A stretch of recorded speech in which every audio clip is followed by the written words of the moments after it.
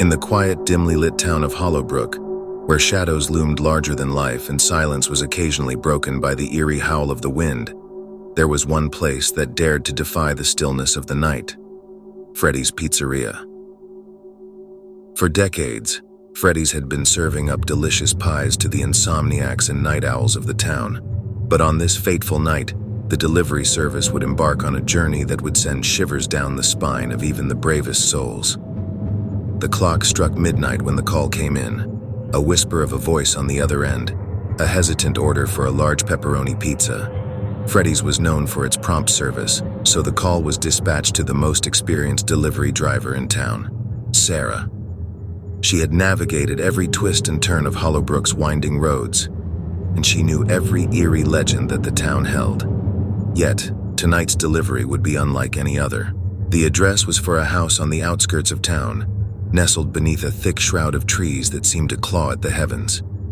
The moon, obscured by a veil of stormy clouds, cast an occasional flicker of light on Sarah's path. The desolate road leading to the customer's house was enough to make even the most fearless souls tremble. Sarah arrived at the customer's address to find a decrepit, Victorian mansion with overgrown ivy.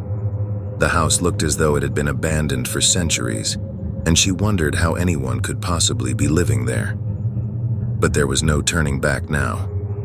Sarah was on a mission, and the promise of a generous tip beckoned her forward. Clutching the pizza box and nervously tapping her fingers on the steering wheel, Sarah approached the front door. The eerie silence of the night was suddenly interrupted by a blood-curdling scream from within the mansion. Her heart raced, and she hesitated for a moment. Should she knock or should she just leave the pizza on the doorstep? But her dedication to her job and her curiosity got the better of her, and she raised a trembling hand to knock. The door creaked open slowly, revealing a dimly lit foyer with faded, peeling wallpaper. A putrid, musty smell hung in the air. A voice echoed from the shadows.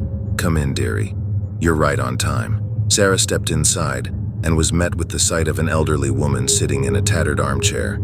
Her wrinkled face wore a sinister grin, and her eyes glittered with an unnatural intensity.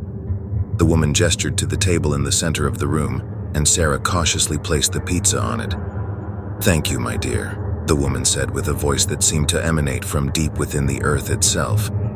"Won't you join me for a moment?" Sarah hesitated, but then reluctantly took a seat. The old woman's piercing eyes never left her. The room was filled with antique furniture covered in dust cloths, and Sarah couldn't help but feel trapped in another era. As Sarah observed her surroundings, the woman began to tell a chilling story. She spoke of a curse that had befallen the house long ago, a curse tied to a pizza delivery boy who had vanished without a trace. The curse, she explained, required a delivery person to listen to the tale, and only then could they leave unscathed. As the story unfolded, the room grew colder, and the shadows seemed to close in.